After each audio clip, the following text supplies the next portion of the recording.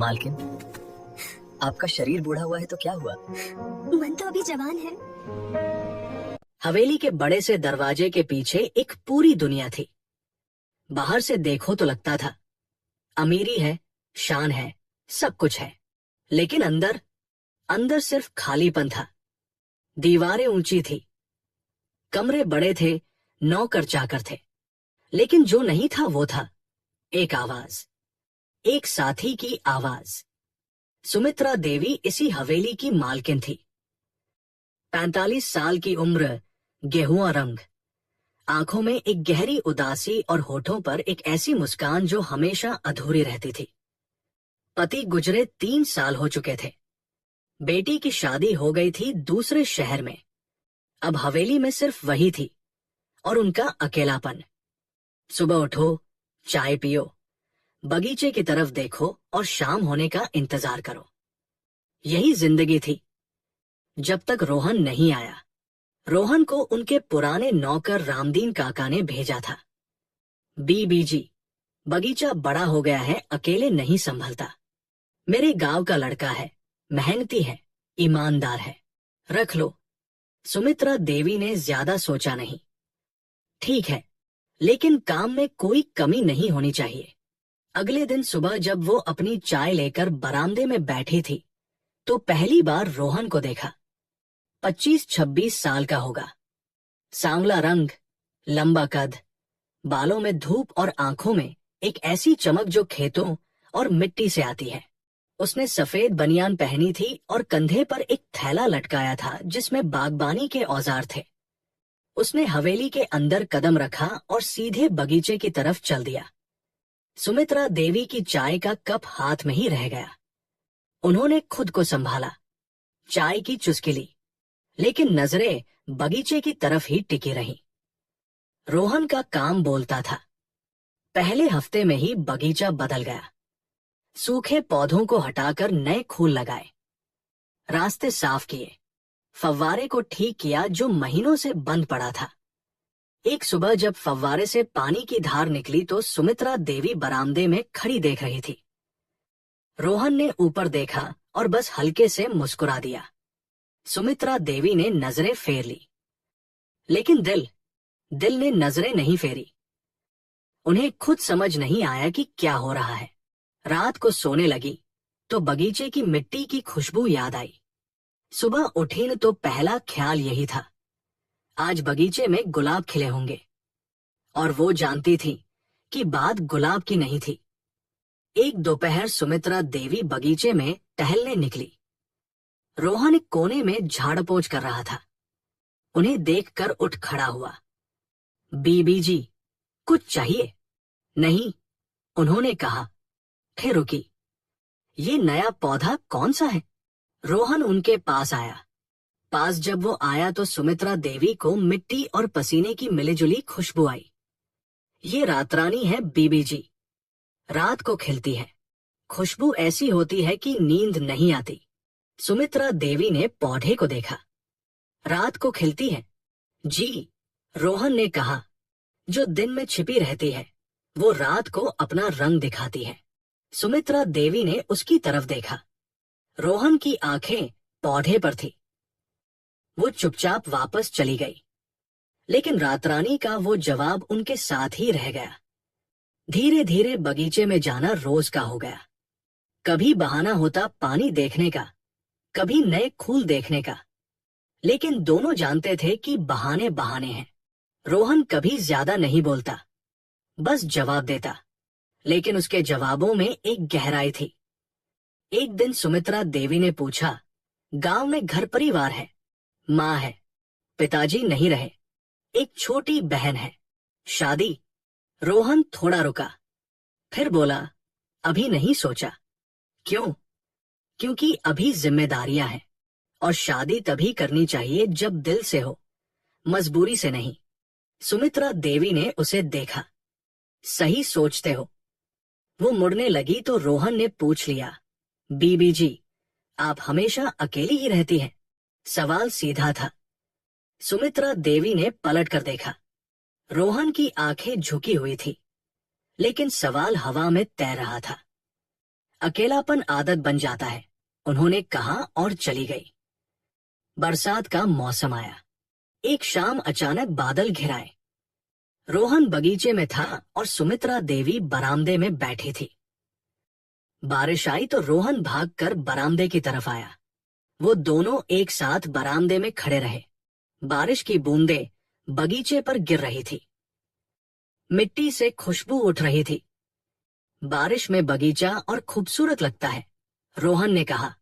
हाँ, सुमित्रा देवी ने धीरे से कहा। दोनों चुप रहे। बारिश की आवाज में एक अजीब सा सुकून था। सुमित्रा देवी को याद आया, कितने साल हो गए किसी के साथ बारिश देखे हुए। उनकी आंखें भर आई। रोहन ने देखा, कुछ नहीं बोला, बस थोड़ा और पास आकर खड़ा हो गया। वो पास था, बस इतना काफी था उस पल के लिए। हवेली की पड़ोसन शकुंतला बाई एक दिन चाय पीने आ गई। चाय के साथ बातें आई और बातों के साथ चुभन। सुमित्रा बहन, ये नया माली कब से रखा है? कुछ महीने हुए। जवान लड़का है। शकुंतला बाई ने चाय की चुस्की ली। लोग बातें बनाते हैं। सुमित्रा देवी ने कप नीचे रखा। कैसी बातें? अरे बहन, बस यूं ही। शकुंतला बाई मुस्कुराई। विधवा औरत, जवान नौकर, लोगों को तो बस मौका चाहिए। सुमित्रा देवी का चेहरा सपाट रहा। चाय ठंडी हो रही है, पीजिए। शकुंतला बाई समझ गई कि बात यहीं खत्म होनी है, लेकिन उनके जाने के बाद सुमित्रा देवी बहुत देर तक खिड़की के पास खड़ी रही। बगीचे में रोहन काम कर रहा था। समाज की बातें उन्हें सुनाई दे रही थी और दिल की बातें भी। दोनों के बीच वो खड़ी थी। उस रात सुमित्रा देवी को नींद नहीं आई। रातरानी की खुशबू खिड़की से आ रही थी। वो उठीन और बगीचे की तरफ गई। रात का अंधेरा था लेकिन चांदनी थी। रातरानी सच में खिली थी। वो खूल के पास बैठ गई। आप सो नहीं रही? आवाज सुनकर चौंक गई। रोहन बगीचे के कोने में था। रात की पाली पर था क्योंकि पिछले कुछ दिनों से कोई आकर पौधे तोड़ रहा था। तुम यहां हो? उन्होंने कहा। जी। वो धीरे से पास आया। रातरानी देखने आई हैं? हाँ। सुमित्रा देवी ने फूल को हाथ लगाया। तुमने सही कहा था। खुशबू ऐसी है कि नींद नहीं आती। रोहन बैठ गया पास ही। दोनों के बीच फासला था लेकिन रात में वो फासला कम लग रहा था। रोहन, सुमित्रा देवी ने कहा। जी। तुम्हें नहीं लगता कि ये ठीक नहीं? रोहन ने उनकी तरफ देखा। क्या ठीक नहीं? ये, सुमित्रा देवी ने हाथ से इशारा किया। ये सब, रात को बगीचे में बैठना, बातें करना। मैं उम्र में तुमसे बड़ी हूं। लोग बहुत कुछ कहते हैं, रोहन ने शांत आवाज में कहा। लेकिन रात को जब चांद निकलता है तो वो किसी की उम्र नहीं देखता। रातरानी भी नहीं देखती। सुमित्रा देवी चुप रही। बीबी जी, मैं आपसे झूठ नहीं बोलूंगा। आप जब से आती हैं बगीचे में, मुझे अच्छा लगता है और मैं जानता हूं कि ये रिश्ता आसान नहीं है, लेकिन जो सच है वो सच है। रातरानी की खुशबू हवा में घुल रही थी। सुमित्रा देवी उठीन और बिना कुछ कहे अंदर चली गई। रोहन वहीं बैठा रहा। अगले कुछ दिन अजीब रहे। सुमित्रा देवी ने बगीचे में जाना कम कर दिया। रोहन से आंखें चुराने लगी। रोहन भी समझदार था। उसने कोई सवाल नहीं किया, बस अपना काम करता रहा। लेकिन एक दिन जब वो गमले ठीक कर रहा था तो सुमित्रा देवी की बेटी का फोन आया। माँ, कैसी हो? खाना खाती हो ना? अकेले में सब ठीक है? सब ठीक है बेटा। माँ, मुझे पता है तुम अकेलापन महसूस करती हो, लेकिन जिंदगी तो आगे बढ़ती है ना। पापा को गए 3 साल हो गए। तुम्हें भी अपने लिए जीना चाहिए। सुमित्रा देवी के गले में कुछ अटक गया। बेटा, समाज बहुत कुछ कहता है। माँ, समाज ने कभी किसी की रातें नहीं काटी, वो खुद काटनी पड़ती है। फोन रखने के बाद सुमित्रा देवी बहुत देर बैठी रही। बेटी ने बिना जाने एक जवाब दे दिया था। शाम को सुमित्रा देवी बगीचे में गई। रोहन पानी दे रहा था। उन्हें देखकर रुक गया। रोहन, जी बीबी जी, उस रात जो तुमने कहा था। सुमित्रा देवी की आवाज थोड़ी कांप रही थी। वो सच था। रोहन ने पाइप नीचे रखा, सीधे उनकी आंखों में देखा। मैं झूठ नहीं बोलता, लेकिन रोहन, मैं तुमसे उम्र में बड़ी हूं। मेरी एक बेटी है, मेरा समाज में नाम है, और तुम और मैं एक माली हूं। रोहन ने बात काटी, लेकिन आवाज में दर्द था। ये मैं जानता हूं। सुमित्रा देवी रुक गई। मैंने ये नहीं कहा, लेकिन सोचा जरूर। नहीं, उनकी आवाज सख्त हुई। मैंने ये नहीं सोचा।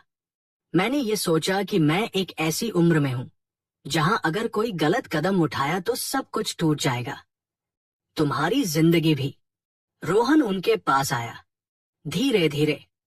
बीबी जी, जो टूटा हुआ है उसे बनाने का नाम है जिंदगी। आप टूटी हुई है, मैं भी अकेला हूं। दोनों टूटे हुए टुकड़े मिलकर कुछ तो बना सकते हैं ना। सुमित्रा देवी की आंखें भर आई। इतनी समझदारी कहां से आई तुम्हें? रोहन हल्के से मुस्कुराया।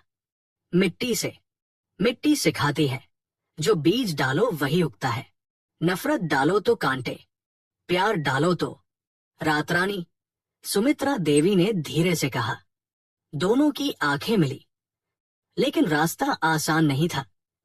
रामदीन काका को भनक लगी। एक दिन उन्होंने सुमित्रा देवी को अकेले में बुलाया। बीबी जी, बुढ़ापे में एक बात कहूं? कहो काका।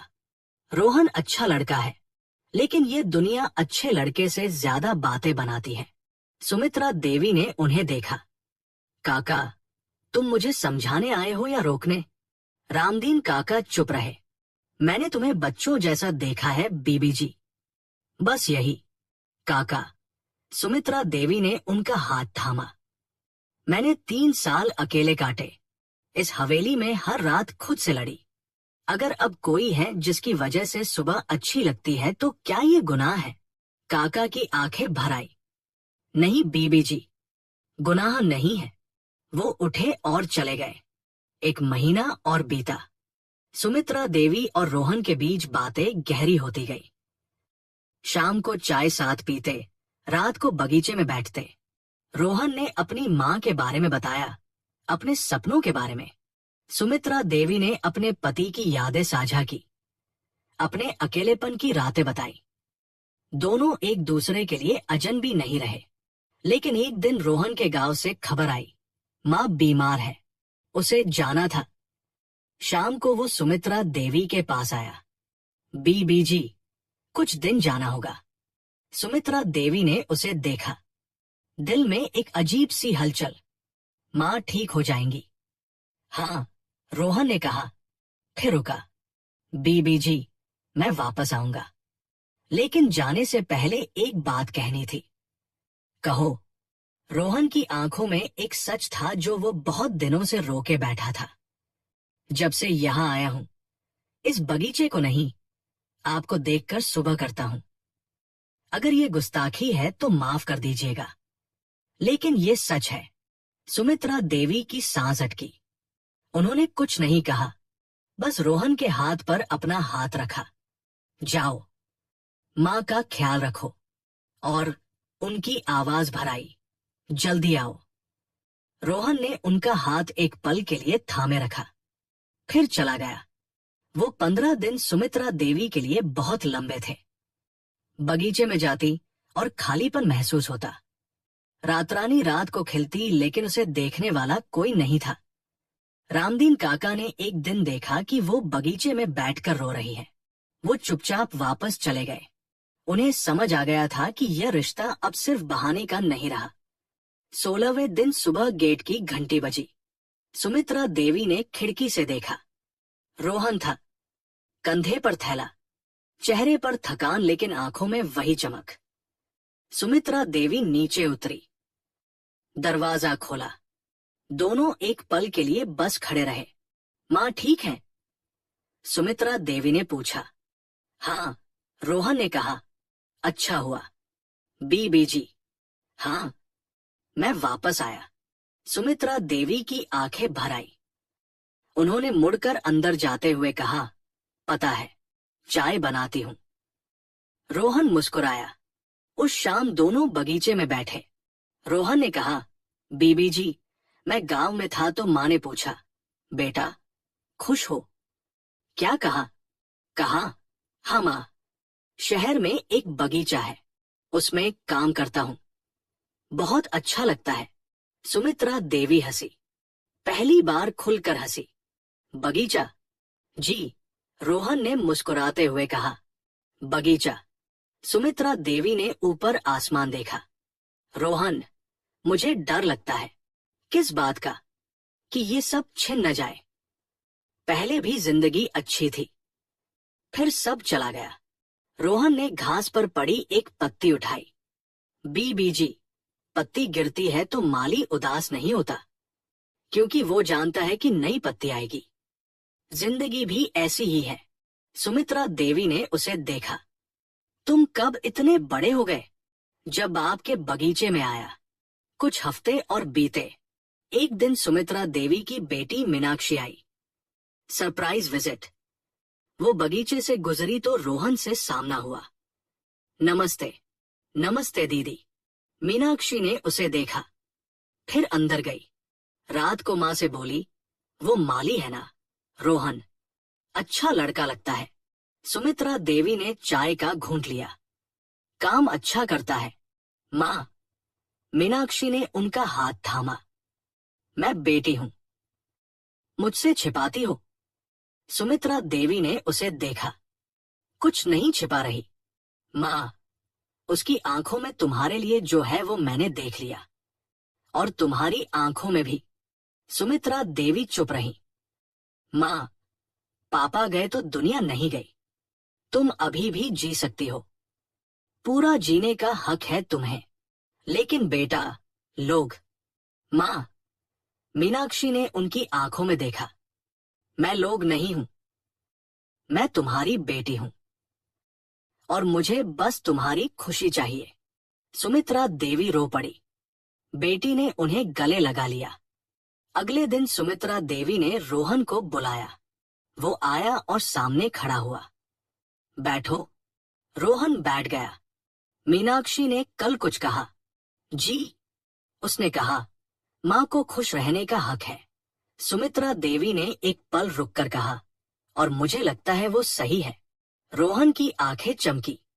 रोहन, ये रास्ता आसान नहीं होगा। लोग बातें करेंगे, समाज मुश्किल करेगा, मुझे पता है। और फिर भी। रोहन उठा, खिड़की के पास गया जहां से बगीचा दिखता था।